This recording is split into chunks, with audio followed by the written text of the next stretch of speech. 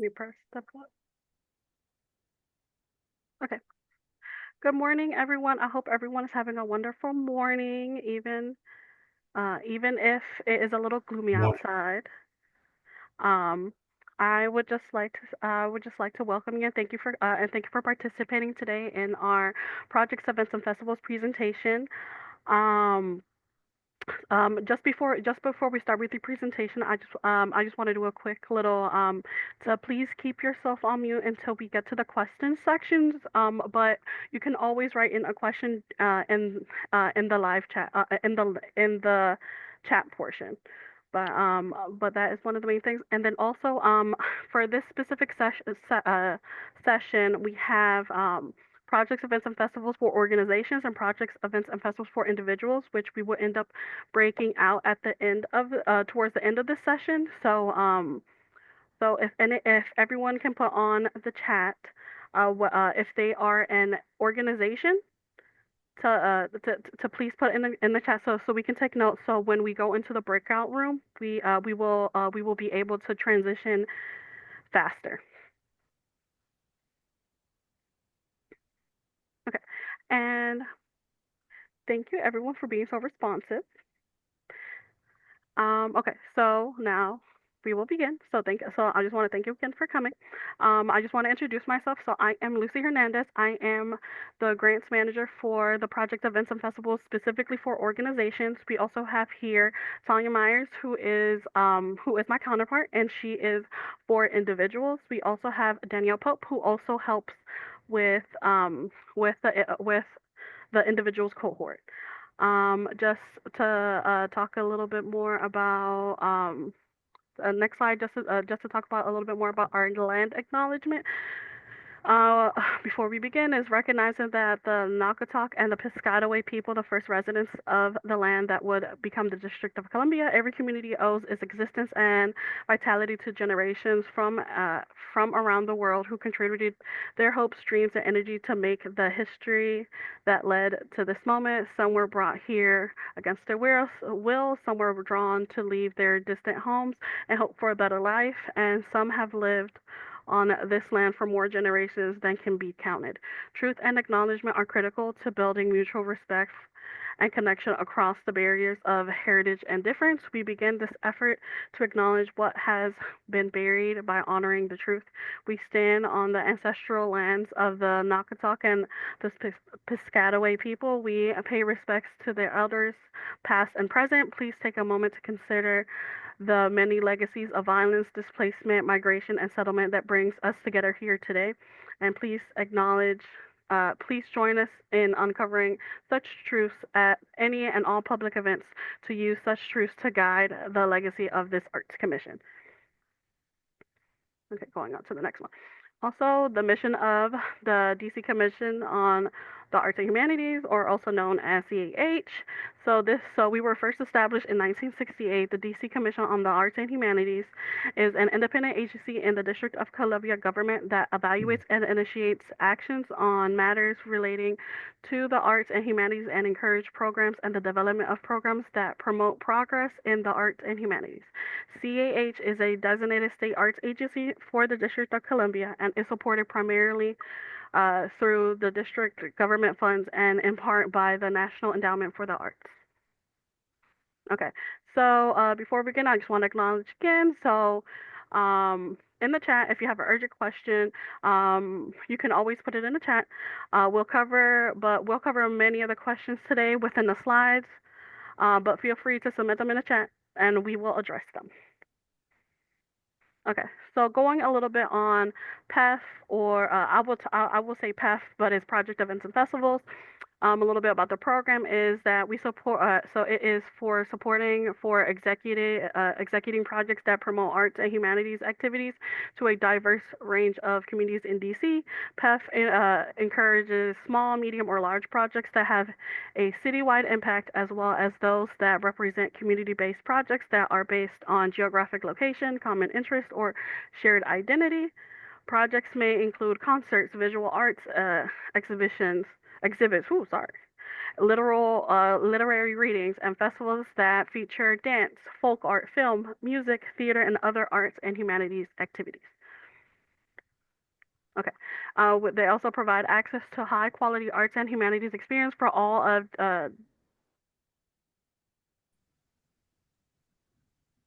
No, she cut. Sorry, Lucy cut off. I will pick up. Provide access to high quality arts and humanities experiences for all District of Columbia residents.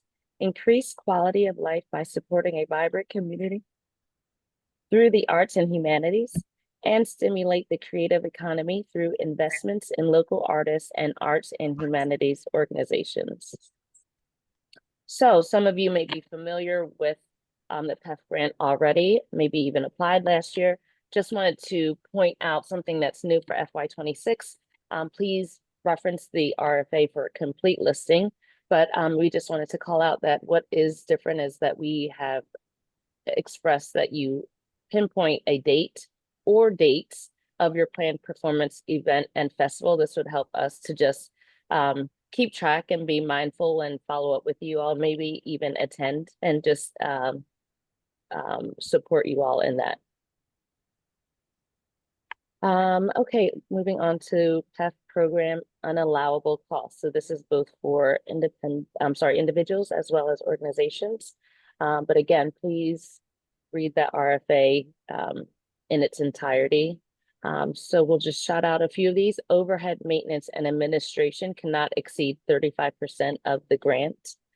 Food and beverage, payment to auxiliary and or affiliate organizations, tuition, awards, and scholarships, re-granting, also known as sub-granting, debt reduction, fundraising project expenses, equipment purchases over 25% of the grant award, expenses not directly related to the specific project, operational reserve, temporary or permanent public art projects, activities for youth, funding to universities, foreign governments, and or DC government agencies, including DCPS. Do we have any specific questions about what we just covered? And you could take yourself off of mute. Hi, Chrissy. Hi, I have a question around the activities for youth. So if, as part of our event, there are, without kind of giving all of the detail, if there were art components for attendees who include youth, kind of coinciding with an artist, is that like, are those supplies allowable? Or am I don't know if I'm interpreting it correctly. Robbie, can you step in and provide more clarity? Yes. So this is my normal voice. So the main thing is, okay, if it's solely for children use, so like that's the only, targeting audience for the activity, that would not be allowed. Got it. If it's Okay. multi-generational, that's totally fine. But you Got just it. have to make sure that you and anyone else who is doing a project, event, or festival is based off of that kind of a metrics, that kind of idea, is that you're communicating that it is a multi-generation kind of a project. So of course, there's also a grant, the Arts Humanities Education Project, that you could apply for if you're wanting to do something that's solely for children or youth. Yeah. Okay. Thank you. Hi, I'm Kim. I have a question. For the unallowable temporary projects, if a temporary project is a part of the, we'll say, big overall event, would you recommend that I not even mention it in my application, even though it contributes to the quality of the event, even though I'm not looking for your funding to cover that part of the project? Should I even mention it?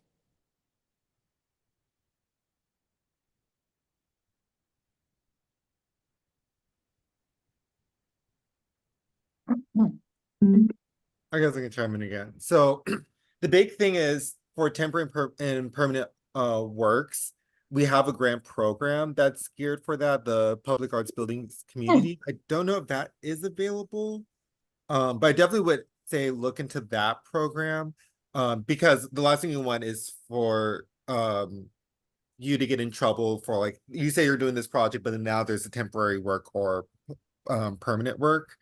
So just err on the side of cautious with that kind of stuff. But definitely look into the public arts building communities, because that is something that we do offer. It's with our public art department, but something that is available. Thank you. No problem. I see Denise. I'm not sure if I'm saying your name correctly. Ms. Seals? Yes, that's right, Denise. I have a question about the date of your project. Do you, and I guess it's two parts, could you suggest the best time of the year to host a program? Although, you know, it's something we should already have outlined in our minds. I ask because, or should we move forward without monies? And I say that because the date includes October through September, although your funding may not actually be in your hand until February. Yes. So, okay, how do we get a good date for both of us? Because I'd love to give you a date, and I'd love to give everyone a date. But should I just assume that, you know, that I should already have monies to get it started? Okay, answer. Thank you. Yeah, no problem. Thank you for that question. So your date just needs to fall in line with our fiscal year. So this grant period is from October 2025 through September 2026. You are absolutely correct that sometimes the process to actually have the money in your hand is slow, and you may not have it until February. So both will and can be true. But your date for the actual event must take place within that timeline for Yes. this FY26. Yes, thank you. You're welcome. I see Jessica. Austin. Sorry about that. Okay, I have a couple small questions, I guess. If I plan an event that has many parts that are theoretically free, so if I were to host it at a library, let's say, instead of like a space that I needed to rent, um, I don't know to what extent, I guess, does the expense have to be for, I don't know, paying rental for space or paying like uh workers or whatever, and to what extent can you kind of count it as salary for arranging the whole thing? Does that make sense? I guess other grants, you're allowed to kind of count the money as salary, and then there's a lot of stuff that you're still doing, but you're not necessarily like paying for a space or paying for equipment or paying for permits, or does that make sense? It does, as long as you follow that guideline with expenses for overhead. For example, I can't remember off the top of my head, I think it was 35% of the grant amount. You cannot exceed that for, say, salaries. And then there was another breakdown I don't have right in front of me. Can you go to the past slide? I think it has like the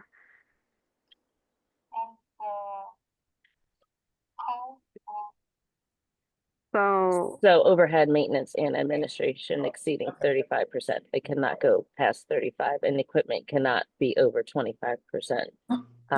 But all of this will be laid out because we will ask you in the application for a hypothetical budget breakdown. Okay, could I ask one other small question about the tuition slash scholarships? Does that count, like if I were to host classes or workshops for, let's say, I don't know, 8 to 12 people a couple times a month or whatever, if I made those events free by kind of counting, I guess, some of the grant money towards, I don't know, would that be a scholarship then? Does that make sense? Like if I offered free entry to the event for a small number of people as an example? Sorry, my understanding is that would be okay. You're not saying I believe it's like you're not saying that you're using this grant for your own ability to have access or tuition or a scholarship to an event.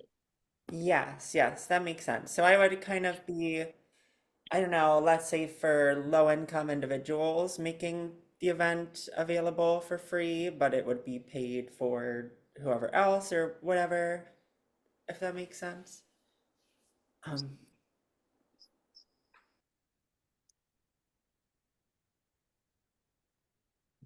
Okay. Robert, do you have any further information on? Sorry, I was in the chat. What was the Okay. question? It was about tuition, awards, and scholarship. Her question was if she opens it up and doesn't charge folks for the event. And my understanding is that as long as it's not, the grant isn't paying her tuition or scholarship or Yeah, something. yeah. That's thank you. So I have a different question, if I may, and that's about the affiliates, no affiliates or affiliate organizations.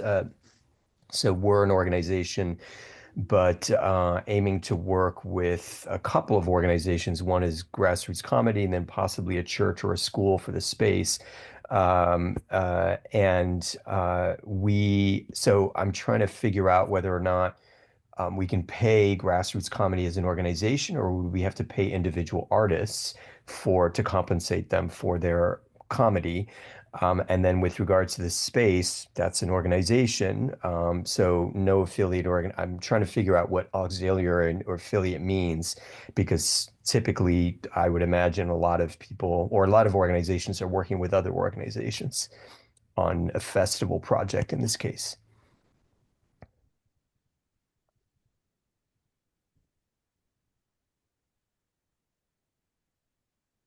Robert, can you answer that question a little bit? Yeah, and I was kind of answering this in the chat, so I'll just this kind of ties with Gabriella's. So partnerships is totally fine and is definitely ideal because it shows that who you're working with, the reach and all of that. The big thing is whoever is applying, it is that person, whether it's an individual or organization, it is your project, and you're responsible for all the activities, responsible for the finances and things of that nature. Hopefully that helps. Yep. Thanks, Robert. Okay, and I see Francisco, and then after that, we'll move on with the presentation. Hi, good morning, everyone. My question is regarding the grant releases, because our project usually happens early in the fall for different reasons, the scheduling of different artists and the space and many other things. But it always caught. Also, it's an event that is held outside, so we always have the fear of being too cold if it's too into the winter. So I wonder if there is a way that the releases could be done before September 31st, because I mean, if it was early September, then it's fine. But already September 31st is almost the middle of the fall. So, I mean, we have been asking doing about it money release? for what the answer if it's approved or not.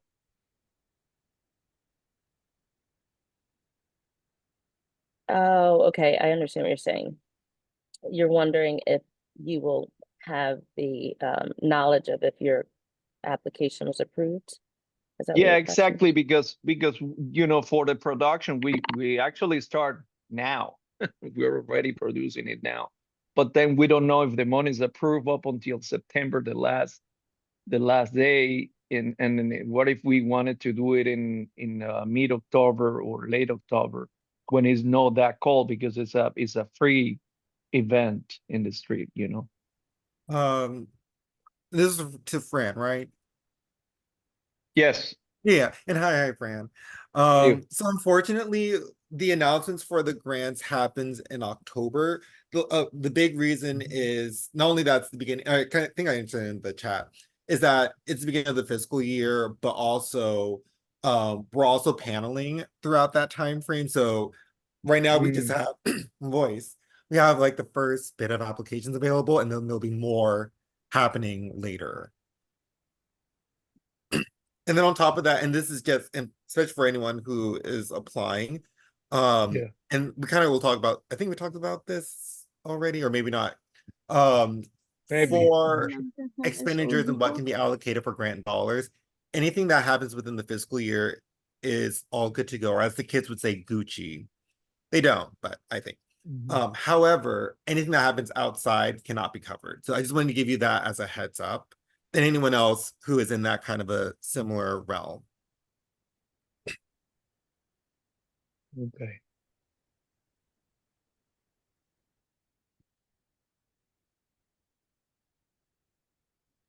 Are there any other questions? Anything that we need to clarify on before? Actually, Yeah. let's Hi. even continue on with the presentation. But if anyone has any questions, we're still answering in the chat. But we'll have some more time for questions throughout the presentation. Okay, so moving forward, just as a reminder, the application closes April 22nd at 10 p.m. Now we're just gonna go over a little bit about the grants portal. Okay, so the way that you get to the grants portal is from the dcarts.dc.gov. As you can see, you go to the tab where it says programs, and then you go all the way down to the highlighter where it says grants.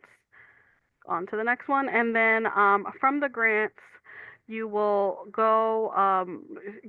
You will see that it will be under the the title where it says General Grants Resources, and it should say Grant Application Portal. It's all the way at the bottom. Okay, so once it gets to the grants portal, so you will sign into the grants portal, so you will create an account, or you will sign into your account if you have already applied for grants from us before. Okay, and then you go to My Open Applications, which would be on your left-hand side of the screen. And then you will see a little box, a green box that says New Application.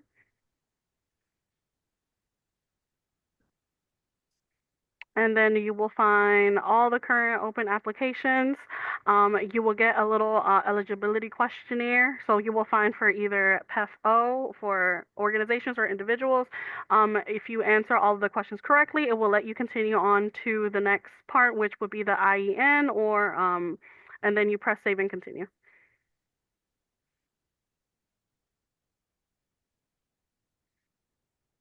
Okay, so rather than compose your your application responses in the grants portal, we recommend to download or print a Word version of the application questions. So to do that, you will so when you get to the eligibility requirements, you will see right before you get that, there is a little preview button. So you will click on preview for the downloadable printable copy, and then you will use this to compose your answers offline. This I definitely recommend because it allows you to fully flesh out your responses, and then you can just copy and paste into the grants portal after you're done. Does anybody have any questions about the grant application?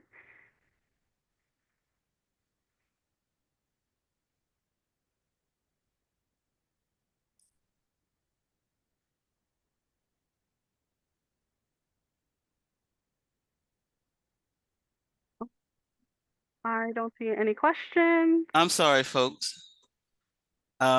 Lucy was explaining how you download and enter the information offline.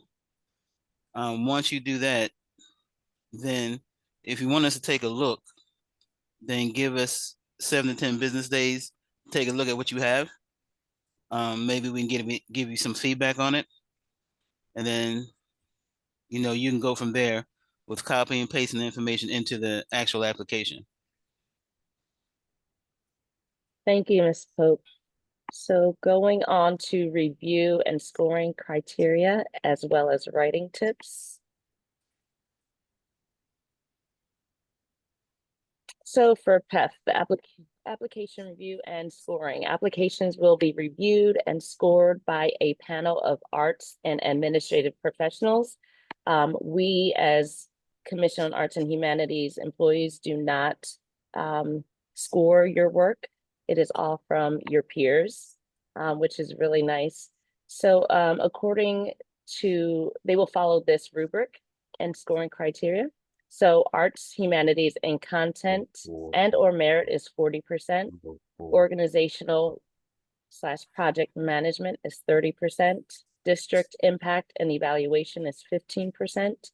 And IDEA is 15%. And we'll go into what those all mean.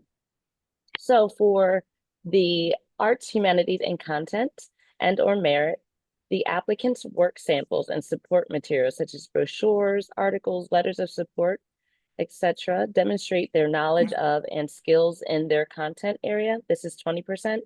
The remaining 20% comes from the applicant demonstrates the use of personnel with subject matter expertise such as arts administrators, humanities professionals, teaching artists, educators, professional artists, and so on to plan and implement the project content. Next is the organization project management.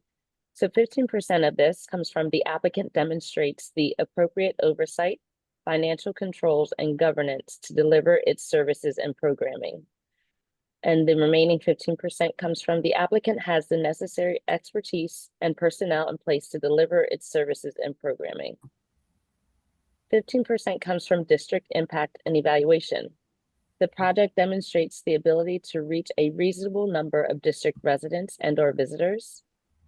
5% comes from the applicant demonstrates a commitment to hiring DC-based artists and humanities professionals where applicable to deliver arts and humanities content. The last 5% comes from the applicant includes evaluation strategies that will measure both project impact and effectiveness and participant engagement. And last but not least, IDEA is 15%. So 5% of that is the project demonstrates an experience that is inclusive and diverse, either through the project content or the personnel involved in delivering the project.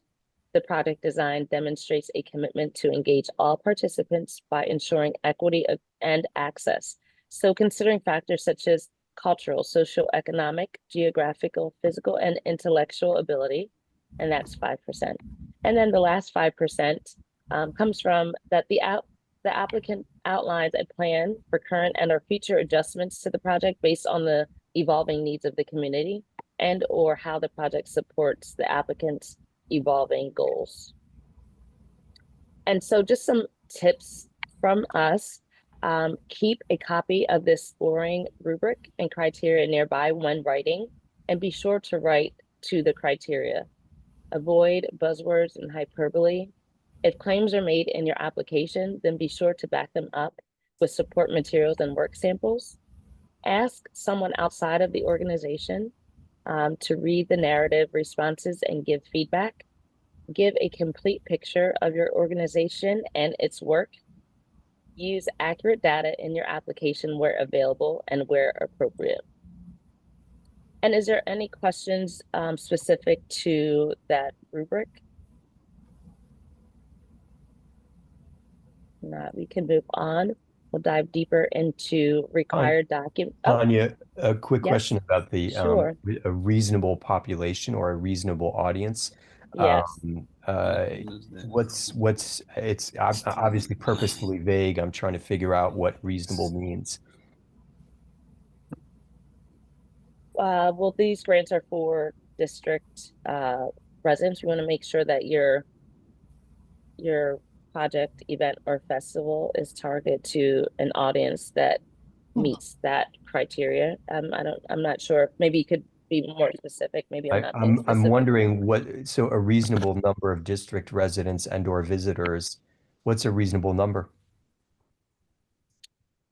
I don't have that history. Robert, do you have a comment on what is a reasonable number? A reasonable Since number it's for like for Or a festival? I can't remember on the, as in like for attendees. Yep. yeah. I can't remember on top of my head. We could look and follow up on that number because it also depends on not only like what quantifies as a festival, but then also the space that you're in as well can also notate how many people you can actually have in a facility. Okay.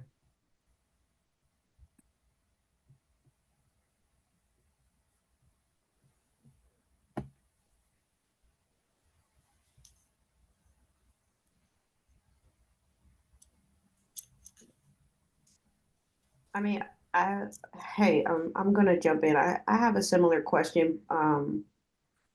My project that I would like to, that I'm thinking about is a continuation of an event that I already had. And basically I want to take all of the collective information of everyone that shared at that event and then create something to give back to them. Does that even apply to to the project events and festivals? Like, is that something that could hold space as a project? Because it's not really for like all of the public, but a specific public of DC residents attended, and I want to basically create something and give it back to them in response.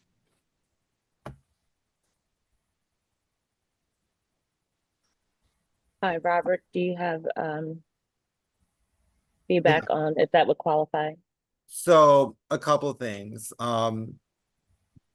What's it called?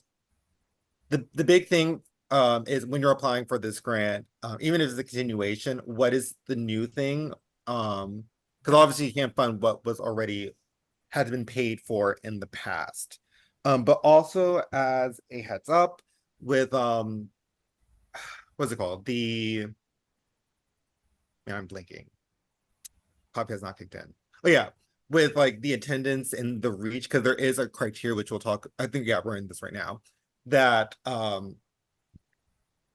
there are needs for, yes, you want to reach as many people as possible, but also if you're trying to also meet a niche amount of people to uplift, totally fine. But you just have to make sure you're communicating the reason why you're going in either direction to the panelists.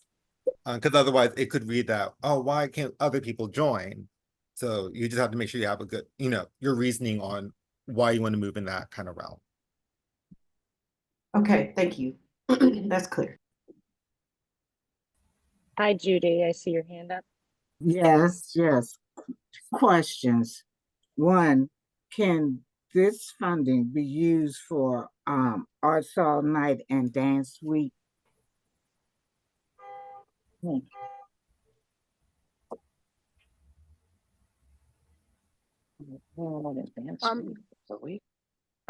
you say art all night?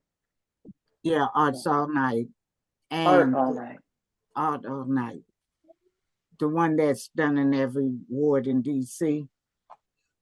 And also, can it be used for Dance Week, which is in September? I'm looking at when the funding is available. I'll take this. I would say no, because it's in September, and for this grant period, it starts in October.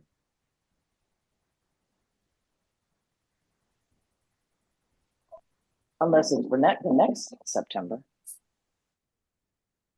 So, okay. So, let me just chime in. So anything that's within the fiscal year is fine. Just know that, especially if it's later, and because I know, especially with a lot of festivals, those tend to happen in September. Not all, but like a good amount of them do. So hopefully there's no like later postponing, because then that could be like really tricky territory right there.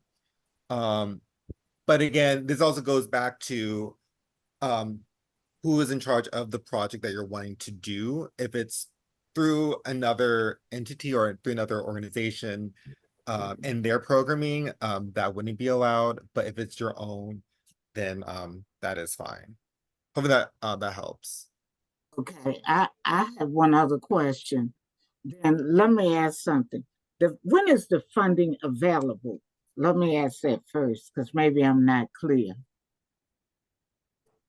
So the funding, it's kind of a tricky-ish territory. Because October lands, and there's gonna be a slide on this, and I'll just do like a brief synopsis, but there'll be a slide later. But even when you get the announcements, the funds won't happen right then and there, because we have to collect documents, process paperwork, as well as if it's your first time receiving a grant, register in the system that we use for payment. And then it takes a bit, I'm not gonna lie. We're trying to like speed things up and try to fine tune things as time progresses. But just I want you to just give Vaz a heads up. But again, we'll talk about this a little bit later. Yeah, the reason why I was asking, because I have 2 projects I'm working on, and one of them involves partnership with the farmers markets in Washington, D.C. So I wouldn't, that's why I was asking, would the funds be available to use at that time? And you know, I think that starts in what, April, May, June, I think June. So for next April, May, or June, for April, May, or June in 2026, yes, that would qualify then. Oh, okay. So really what I'm looking at is doing something in 2026 as opposed to like this coming summer in 2025. Yes, because the fiscal year starts October 2025. Okay. So okay, I get it. I just wanted to be clear. No problem.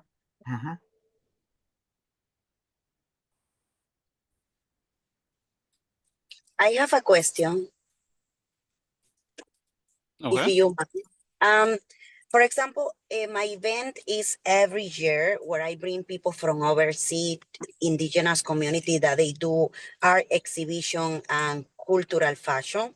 But my event is on October.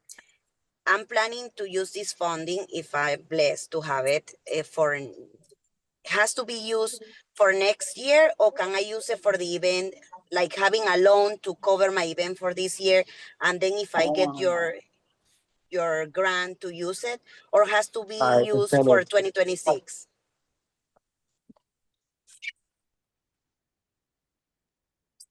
If your event is October 2025, that falls in line with the fiscal year. It is perfectly fine? Yes. You may not get the money.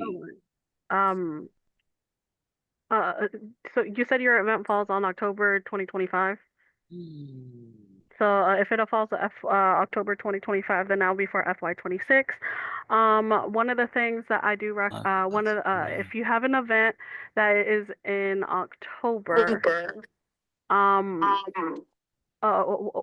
so I guess an example of this is that that you would have to go through the funds, there's not really much that we can do because it will be during the fiscal year, so you would recuperate the funds afterwards, if that makes sense. So you would grant award after. Sí, hablo español. ¿Qué fue lo último que dijiste? Porque mi evento es en octubre, cae para usar los fondos del 2026, pero no importa que haya pasado, como decir, diga, no, tu evento ya pasó, ya tu dinero no lo puedes usar. Sí se puede igual usar aunque haya pasado, porque no sé qué fecha de octubre va a estar listo, ¿me entiendes? Okay, no, como si su evento es en octubre, y como usted agarra la notificación diciendo que la aceptaron para su visión, después sí usted puede como recuperar los fondos del evento que pasó antes. Porque es parte del tiempo. Excellent. Thank you for that. Okay, got it.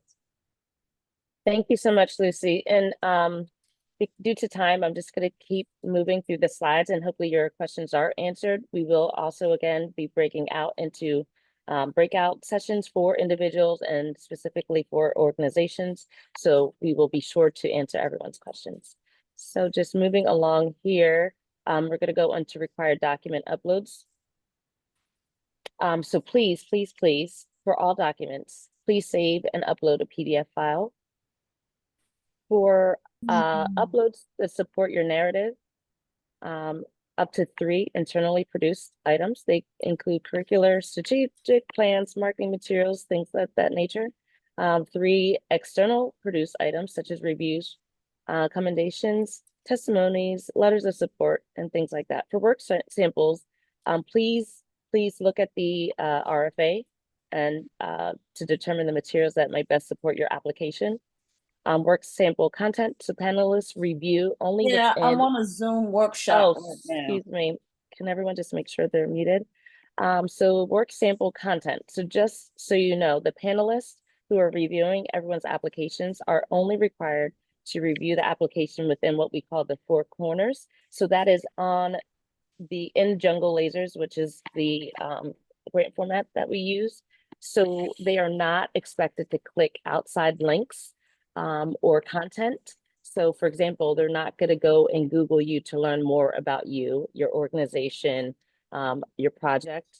If you have a link to a website, that's nice. They may click on it, but they're not required to. And if it's external links, even like I said, your website, the reviewers may not look at those links. So we want to make sure that whatever you're using to support your application, those items are screenshot or whatever. We will go into that in more detail, but just make sure that everything that you want to represent you, your festival, event, or performance is in the application portal itself. So again, websites, online articles, social media posts can be screenshot and attached as an image, but is often a sufficient work sample. You can submit a website only if it's really essential to part of your project. So 2-step process for media uploads. Direct uploads. So that's YouTube, Vimeo, photos, documents, and then you would attach the application to the media library. We'll go into that. So direct uploads. Here you can see that you can link directly from YouTube or Vimeo. Please check that your recording isn't secret or has password linked to it in order to access it.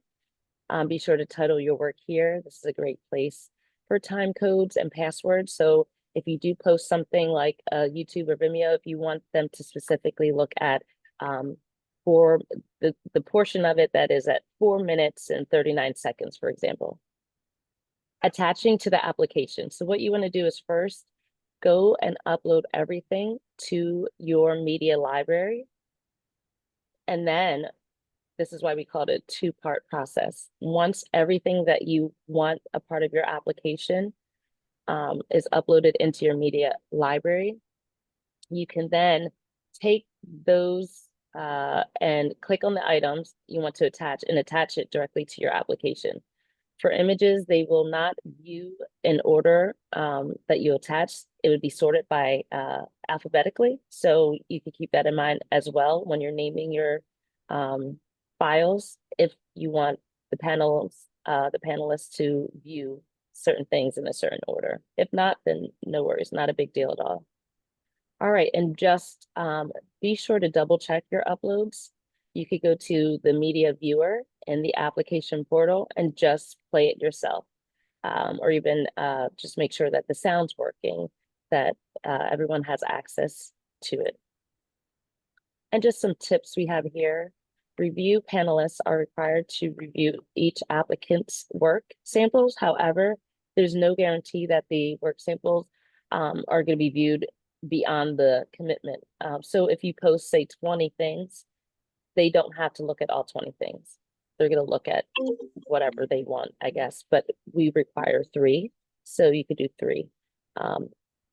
That's the minimum. Clearly name, label, and or describe your work samples and document so that panelists can identify what they are viewing. Give reviewers the information they need to best understand your work sample or support materials.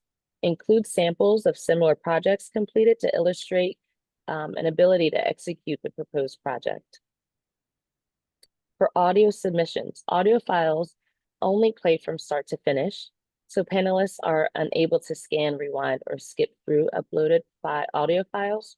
For best results, we suggest that you edit the audio clip to feature exactly what it is that you want to represent and want the panelists to review. You can use the video options for audio files. So the Vimeo and YouTube comes with much more viewing flexibility. For audio submissions with visual components, consider submitting as a video clip instead.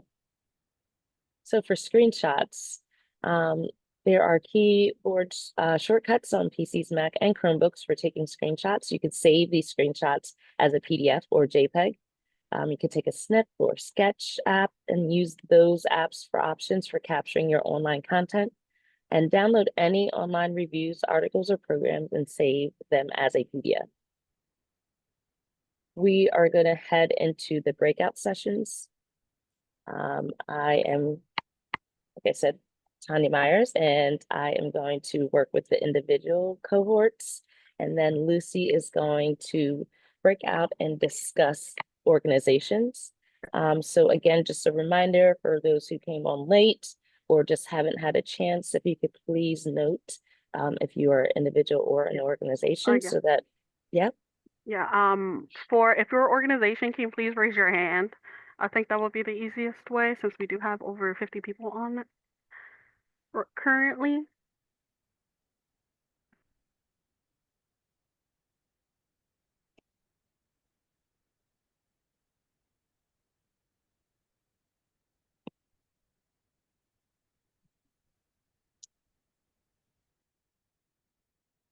Okay, just so to repeat, Lucy, if you are an organization, you'll break out into a breakout room with Lucy. Please raise your hand.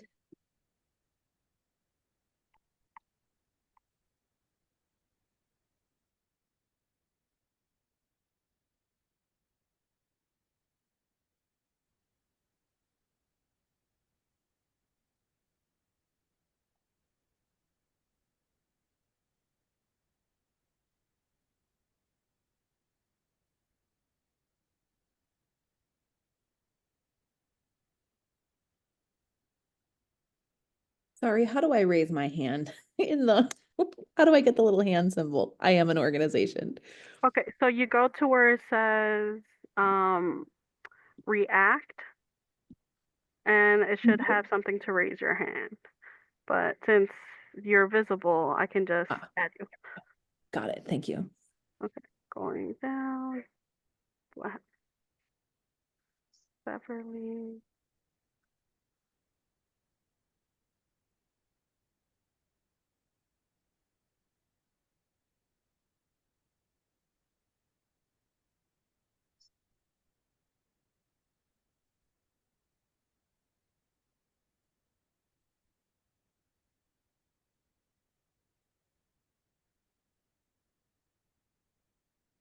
Okay, I think I have everyone. Okay, gonna open the room. Okay.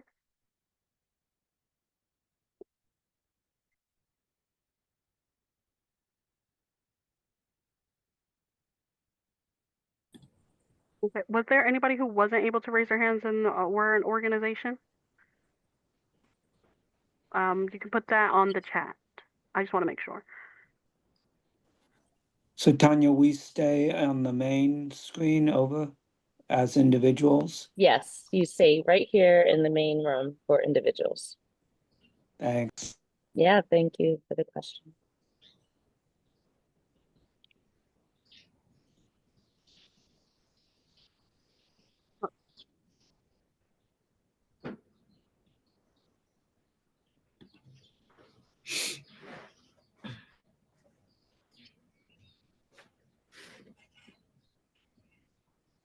Okay, Kara, are you able to So for some reason, it's not letting me move.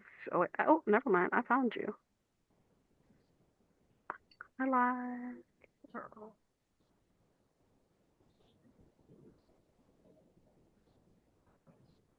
Okay.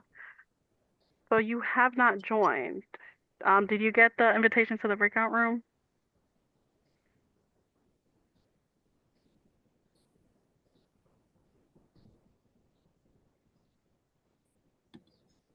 Okay. Let me go. All right. It's all yours, Tanya. All right, thank you. Can Mhm. you just confirm everyone they can still see my screen? We're all good? Yep, okay, perfect. All right, so specifically for individuals, again, I highly recommend reading in its entirety the RFA for a complete listing, but we'll just go over some things here. So individuals may apply if they meet the following criteria. So be an arts and humanities practitioner, 18 years or older, have a permanent District of Columbia address as listed on government issued ID or tax returns. Post office boxes cannot be used as a permanent address. If the applicant is experiencing homelessness, then totally feel free to reach out to me directly and we will have a discussion about that.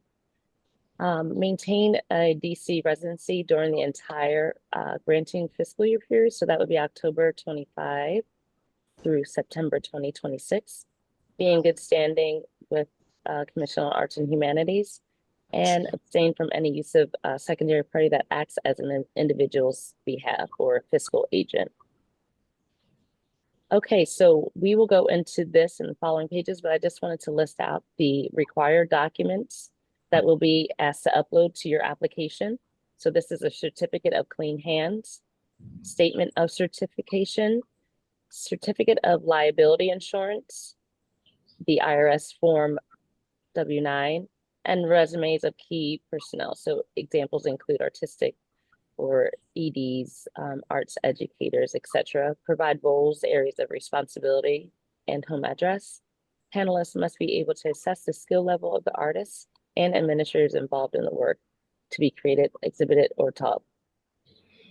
All right, so for festivals in specific, just for festivals, so not events and not performances. Organizations, oh, sorry, this is for organizations, but also for individuals who were awarded the general operating support. GOS is prohibited, but that's just for organizations. Moving forward, applicants are prohibited from submitting applications for, we talked about this, temporary public art or permanent public art. Applicants are prohibited from submitting applications for projects that provide activities specifically and only for youth. Eligible projects by individuals or projects that work independently of the applicant's affiliated organization. If funded, all applicants are required to purchase liability insurance. So this is for your specific event. So you don't necessarily have to have liability insurance today or even when you submit your application. However, if you are awarded, we will require to see show that you have liability insurance. The only thing that we would want to see is if you receive, you could get a quote for what that would look like if you were to be granted the funds. You also need to obtain a certification of clean hands and proposed planning and implementation fully carried out by DC. So for festivals, anticipated festival numbers must align with district mandated guidelines for public gatherings. Programming must comprise a minimum of 6 hours. Programs must be publicly advertised and open to the general public. The festival may not be a block party, fundraiser, or charity event. Funding may be used for project expenses only, and all festival activities must comply with DC permits, policies, and safety requirements. So specifically for clean hands, this is the My Tax DC website. This is where you would go and obtain your certificate of clean hands. So dated no more than 30 days prior to the application deadline. So before April 22nd, you would go on, download a PDF of that certificate, and you would just upload that to your grant application. If you already have a clean hands issued before 2020, the notice number begins with L000. This is just a sample of what that certificate of clean hands looks like. In details, you would go to mytaxdc.dc.gov, click on validate a certificate of clean hands. And that would be right here in this clean hands section. And just follow the prompts using the notice number and the last 4 digits of your EIN or your social security number. And you would just follow the prompts. And then if you have any questions, the office, you could simply call them. They're very helpful. Here we go. This is the statement of certification. This can be found. The fillable PDF is available on our website. When you go to grants, you can find it here. So just a note. So you would need to fill out your individual name here. You would click individual in the second box. You would put your district address. The grant program would be PEF or Performance Events and Festivals. And be sure to put FY26 or fiscal year 26 here in that grant program. And then this would just be if you had anyone else that you wanted to place as authorized to negotiate with our office on your behalf. For this statement of certification, this is the page 2. We would request a signature. Please note that this must be an ink signature or a verified e-signature, not simply a script. Oftentimes the Microsoft Word allows you to do a script font, but it needs to be a ink or a verified e-signature that will have that date and time stamp on it. Please note that your name, address must also match what you have on your grant application as well as what is on your W-9. So your name and your address should be consistent on all application documents. So this is a sample of what the certificate of liability general coverage looks like. We ask that the description of operations box should include the following language. The government of the District of Columbia and its officers, employees, agents, and volunteers are named as an additional insured. We ask that this include the written waiver of subrogation. So you could put in, for example, in that lower box, certificate holder. That should include the District of Columbia, DC Commission on Arts and Humanities with our address, and you would put it to my attention. You could upload this as well as, like I said, if you don't already have coverage that goes through the fiscal grant period, or I should say specifically to your event. So if you have an event, a lot of people are talking about October timelines or November timelines. So you can have your liability insurance just cover your date of your event. Obviously, if that changes, then we would need an updated document, but your liability insurance does not need to cover the whole fiscal year if that is not applicable to your specific event. So the W-9 form, just so you're aware, there is a new updated version. This fillable PDF copy is also on our webpage. You could also find it by doing a quick Google search. Just make sure that it has the March 2024 version. Again, your name should match how your name appears in our grant portal, in our DIF system, all across the board. Your name should marry in all documents. The address as well as your name should be the same on all application documents. So we ask that you fill out your name here in section 1, 2, and check the correct box in section 3. So you are individual, so you would check that box. For an individual, we would ask that you put your social security number. And again, similarly, your signature must be an ink or manual signature or an electronic signature with a date, a time date stamp, not a font.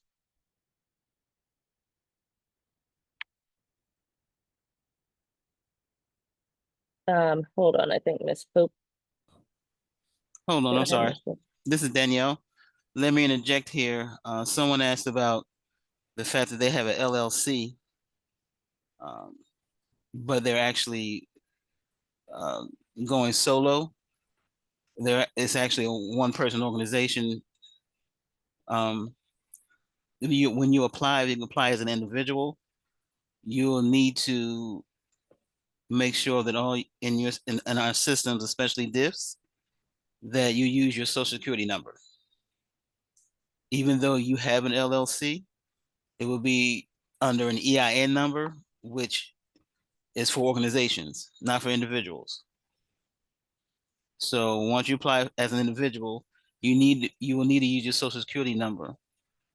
And so if in DIFs, the financial system has your LLC, which uses your EIN number, you will need to create another profile as an individual using your social security number and a different email address. That's going to be very important. You cannot have the same email address for your organization as you do as an individual. They will have to be 2 separate email addresses, or it will jam things up. So, thank you for that. And similarly, for the W-9 as well as the certificate of liability insurance, that would be under your individual name, not your business name. So I know some people carry liability insurance through their LLC. We would require, if you're applying for this grant as an individual, that you would have a quote that you could show us for as an individual, separate from your LLC or your business. that also goes for your clean hands also. If you have a clean hands that's only under your EIN number, you will need to ask for one that's associated with you as an individual under your social security number.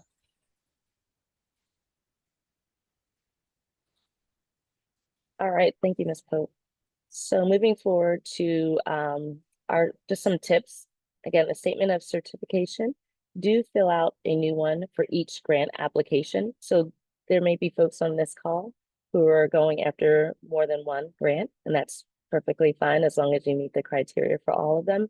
But just make sure that you complete the statement of certification for each grant type, because if you may recall, a few pages back, it asks for your name, your address, and the specific grant program. So again, e-signature. You could do DocuSign, Adobe, or just simply sign it and scan it. Certificate of insurance, please ask your grant manager for a sample if you need like a closer copy. I know this one's kind of blurry. You will receive this PowerPoint, just so you're aware. But if you need more specifics, I'm here. I will also you'll see my email at the end of this presentation. I'm happy to talk to you offline, or if you need more clarity on any of these documents. Me and Ms. Pope are here for you. Certificate of clean hands. Again, we're required to check clean hands at multiple stages of this grant process. So before you go to paneling, we will check this. Again, if you're chosen to receive grant funds, we will be required to check again. And then we are required to check again before monies are sent to you. So just so you're aware, it's good to just make sure that you are compliant with the district, as they will not give you money if you owe the government money. PDFs, so upload documents as PDFs. There are some scanning apps, notes apps, If you need more support on doing this, like I said, me and Ms. Pope are here to support you. So Before we before go you go on, into, Tanya, yeah, let's go back before to I go slide. on, this slide. Yes. So the certificate of clean hands, you can be awarded money, but if you owe the government, they will take it out before the money gets to you. So just FYI, if you owe DC and maybe you have been awarded a $10,000 grant and you owe DC $5,000, you will get $5,000 because DC will take their money before you get the grant. That's it.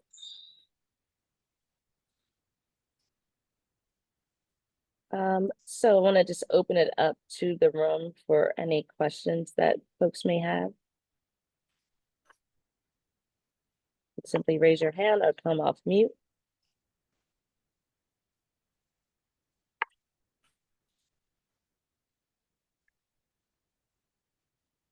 I know we have run over a little bit, so since I don't see any questions, I'll just keep going. Just so you're aware, we have live chats. So these are open live chats for anyone who's interested in any one of our grants. So we'll have a representative, a grant manager for all of the current open grants that we have. These live grants take place, they're taking place every Friday. You can see the list of dates. These dates are also, and the links for the live chats can be found on our webpage. So they're every Friday from 2 to 3. So you could just hop on if you have a specific question. Not a problem. Come on, we're just hanging out on a Good Friday. So like I mentioned, the panelists for CAH, the panelists are not employees of our agency or grant managers. We definitely rely on folks like yourself, artists, arts organizations, people in the arts and humanities field who want to give their time. So these are what we will ask from each grant panelist. So you would attend a virtual training or view a training video. It's about 60 to 90 minutes of material. We review assigned applications, work samples, and evaluations thoroughly prior to attending a panel meeting. Make objective assessments based on funding policies, the grant guidelines, and the application evaluation criteria. Decisions should be free of bias and not self-serving. Attend a day-long virtual panel meeting to review and rescore all assigned applications. So here at CH, we maintain a database to help identify and select panelists. We really couldn't do it without the support of our panelists. So panelist application information is used only for statistical and diversity inclusion purposes and is not shared with third parties. Inclusion in this database does not guarantee selection of a panel service. So just some more here, you can apply to be a panelist.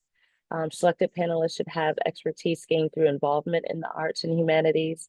This includes, but is not limited to artists, arts administrators, arts educators, gallery professionals, curators, art critics, etc. The time commitment, those selected to serve on a review panel will have about 3 to 4 weeks to review a maximum of 20 to 30 applications. CAH estimates that the pre-panel review of each of applications takes about 20 to 30 hours in total before the day of panel. Review panel meetings generally last between 4 and 7 hours with breaks, such as lunch. And we currently do it virtually.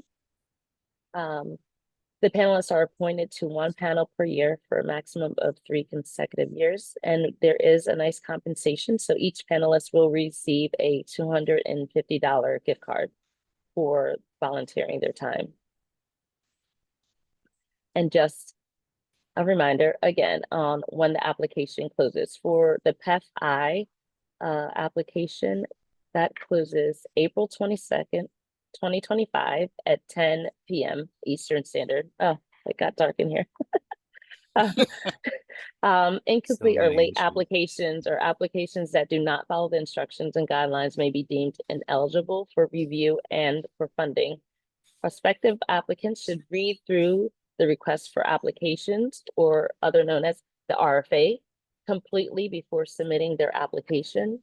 Applicants must be up to date with reporting criteria for prior CAH grants. So that just means that if you were given a grant this year, you must, if you received, I believe it's over 12,000, not quite sure. There's a certain dollar amount that if you received over that certain dollar amount, you're required to provide reporting. And in order to move on and get funding for future grants, you must complete those reporting requirements. Applications are reviewed and scored by a panel of arts professionals, and we do set out time, whether you are awarded or not. You can always meet with your grant manager to review the scores and comments that take place in the panel discussion, just so that you have an understanding of how people are viewing your work and your application. And so you have a better understanding moving forward for future years and future grants.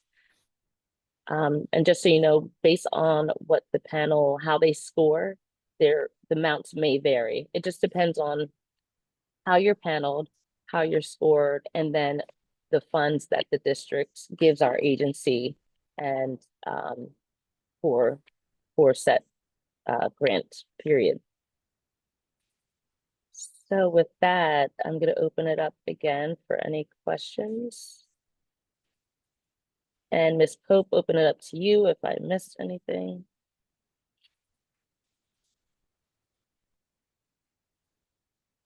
Michael, your hand's raised. Hey, Michael. Yeah, just could you fire up your crystal ball and give a sense of what you expect the budget outlook to be, and whether that will mean fewer or more awarded grants? Again, any perspective you could provide would be appreciated. Thanks. You're welcome. So there's a lot of varying factors. So even if we're given the same amount, we might not be able to award the same amount of people based on the number of applicants. So I'm not sure how many, we try to fund as many folks as we can, and give, based on scoring. It's really hard to say right now what the bucket looks like, because we don't have our budget hearing for another few months. So I'm sorry, my crystal ball is very cloudy. Sora, I hope I'm saying that right. Yeah, Sora. Hi, Sora. Hi. Can we see examples someplace of past individual grantees? Grantees or their Or the application? No, not the application. Just I'm trying to get a sense of what was funded in the past. Yeah, like what kind of programs or what kind of events are getting funded for this.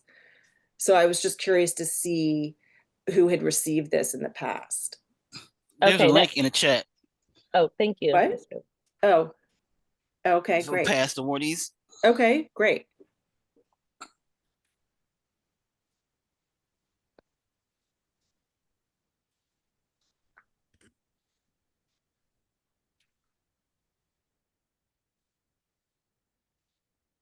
Anyone have any more questions?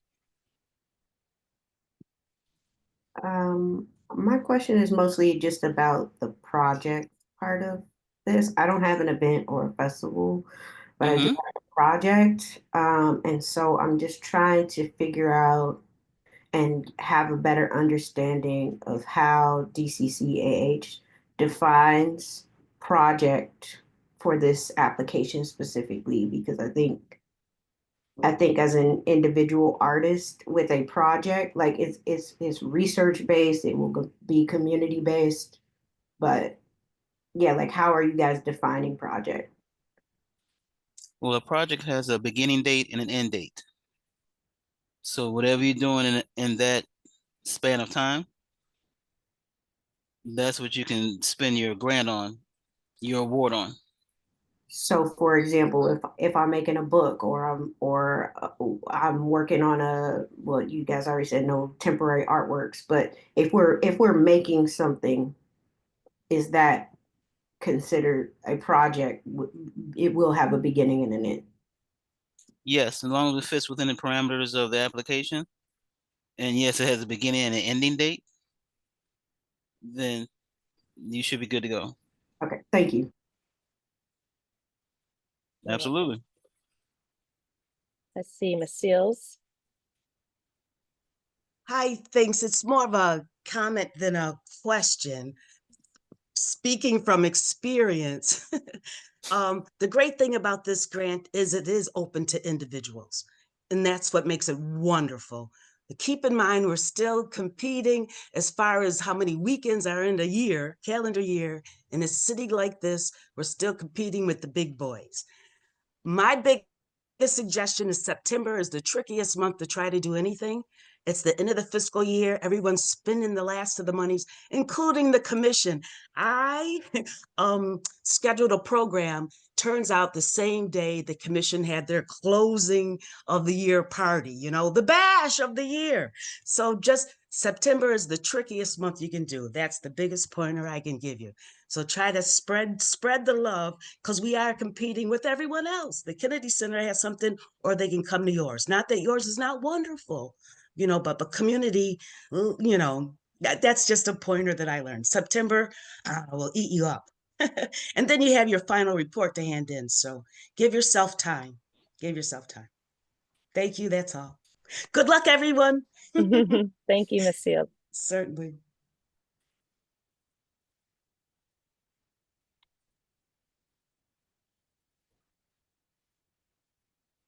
Thank you, Caitlin.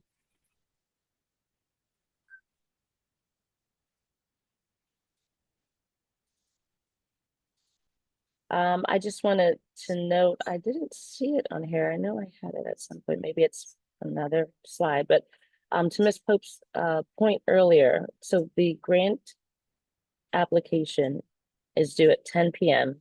sharp. Nothing will be accepted after that time. However, if you submit your application or if you have questions, we will review or, do our best. Here it is. We'll do our best to meet with you, do anything that you have specific questions on up to 1 week prior to that April 22nd deadline. So that they end up being April 15th. So just so you're aware.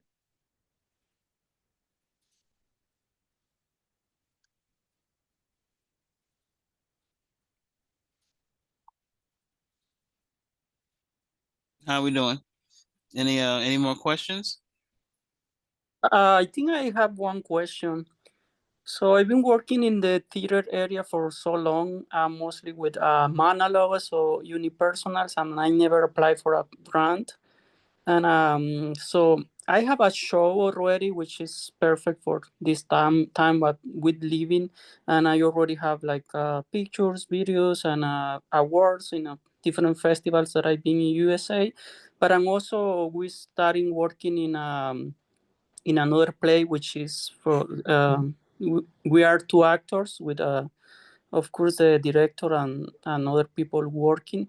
Which one do you recommend it better to put it to register or Organizational or individual? Individual, yeah. But so it's better to apply with the one that you already have all these festivals and pictures and all of that, or it doesn't matter if we apply with the new one what we're going to start to work? The project's up to you. Yeah. Whichever one you want to use. So it doesn't matter. So of course we already have the carpet for a new project, but that my question, which one is having more change to be awarded, the one which has a lot of like reviews and all of that, or it doesn't matter? So you're talking about your past work? Yeah, but so I never like, so it's the award that I wanna keep doing it. I never apply for a grant or anything. I just present it on festivals. Well, if No, you not my festivals, another people festival. so one that you're working on, that you're thinking about working on, you can apply, you can set up your application around that one. The good thing about it is that we accept up to 3 years worth of past performances. Okay. So when you apply, make sure you include up to 3 years past works that you've done. That would help out your application a great deal, so that the panelists, the reviewers that see your application, will see that you have been working on things in the past. Oh, okay. It's more important that the resume actually than the work that we're trying to. Well, not just the resume, but also the work that you work samples, the videos that you do. Maybe there's someone that can write some letters of support or letters of recommendations for you. Oh, I so mean, so that upload things that you've done. Maybe you have a program and you can upload that in your work samples that's from maybe 3 years back. Just to show that okay, you have a track record. Oh, okay, I got it. I thought it's you have to put like proofs about the work you're gonna show and like videos of that. So it can be videos about the past works and different works. Yes. Yes. Oh, perfect. Thank you.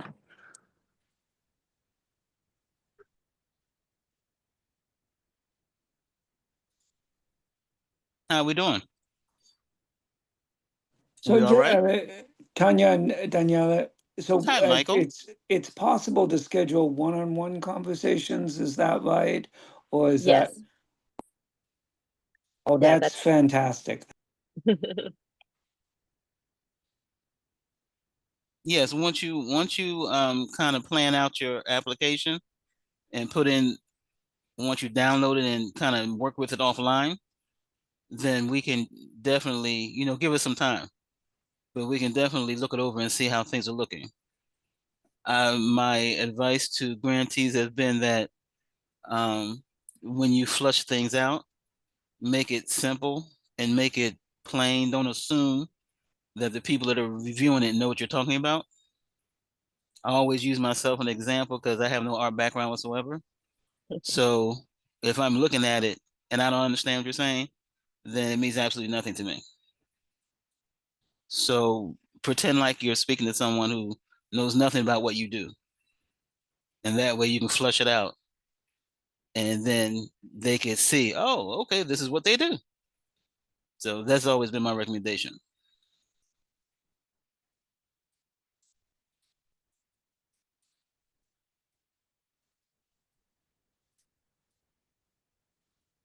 Yeah, so thank you for that. I definitely recommend working offline, downloading those so you don't lose your work, and then going through and clicking through those media uploads. And then making sure that you're keeping everything that you want to detail about you, your event, your festival, your performance in detail without having or assuming that someone's going to click on a link that takes them outside of that portal. Sherry has a question here about applying to provide a fashion online course. What work samples could be provided? I would say give interviews of the people who you've worked with in that fashion online course, who have any feedback about how the online course went. If you have a program, you can also upload that as a work sample. Maybe some of the if you have online models, maybe they can address. Maybe you can interview them, and you can upload that also as a work sample. People that you've come in contact with. It could be your camera operators. It could be the people that helped with putting together the online course. these things could be used as work samples.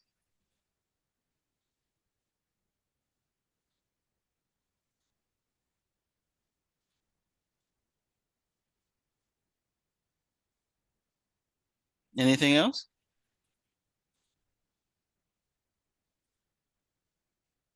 Are we doing all right? Yeah, I just have one more question, and I'm sorry. Hi, Adrian.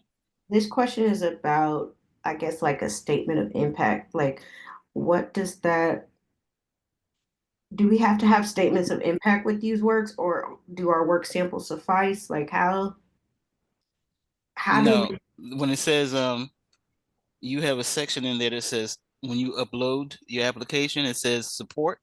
Mm-hmm. That's where you're going to put your letters of support, your letters of recommendation. That goes a long way also with the panelists to know that you've worked with other people and they like your work. Okay, but do we have to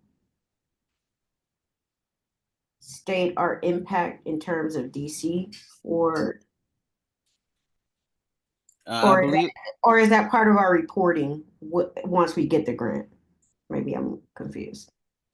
No, that's definitely a part of the application. It says district right. impact and evaluation. So it's asking specifically, it goes into detail, like, for example, which wards or ward will the activity impact. So that's something that you would enter in type form. Okay. Now you may not have made an impact just yet. Maybe it's something you're thinking about. Right. So how will that this project impact? Right. Yeah, I folks guess in I'm DC? also thinking about that in terms of Sherry's and I hope I'm saying your name right. In terms of Sherry's question, like they're planning to do a fashion online course. So like what would the impact be if it's an online course? Like how do you capture what that is in DC if it's online? Well, another thing to consider is evaluation, because that's part of the process. Evaluating what you do. And you may not have done that just yet. However, you need to show how you're going to do that. How are you going to give back the feedback from what you're planning and what you're doing? How are you going to anticipate the outcome or the impact? What is your plan on doing that? Everyone doesn't necessarily have something that they're doing at the moment, but they have something that they want to do or plan to do. So now you're going to have put some evaluation processes in place, whether it's surveys or interviews, asking people. I would suggest getting some hard data, which are surveys that people can fill out.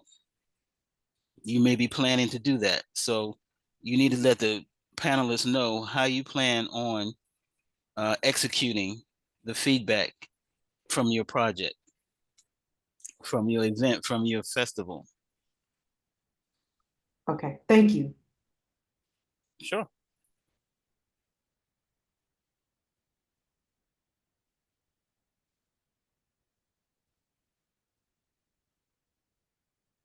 How we looking?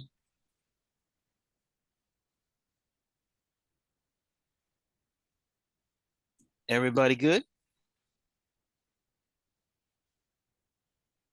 I mean, you know how to reach us. If you have any more questions, via email is the best. Here is the list of our emails.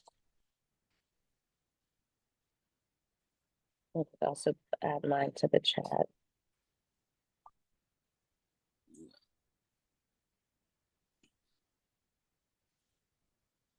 So whatever questions you have, just ask them. And we will do our best to answer them. This is a very, very competitive grant. So bring your A game. Hi, I have a question. Yes. I wanted to know, I sent you an email, Tanya, requesting feedback from years prior for this grant. I wanted to know how many years do you go back for feedback? Because I've applied a few times. I received it a couple of years ago, but I didn't receive it last year. but I wanted to see how far you go back. Okay, Shari, I could totally, let me take a note and I will email you offline and Okay. we could set up a time to review your notes. Okay, thanks. Do you go beyond last year or is it I was only? not here prior, but I'm happy to dig in the crates and Yeah, Okay. I believe we do have in the portal previous reviewers and their feedback on different applications. But we will have to check into that.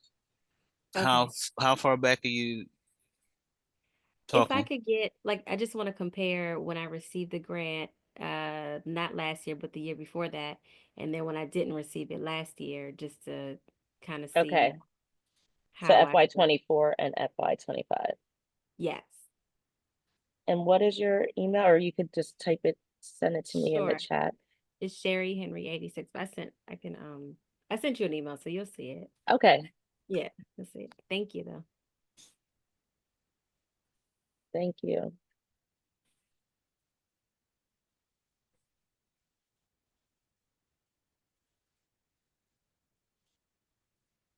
Okay. Is it okay if we wrap this up? We good?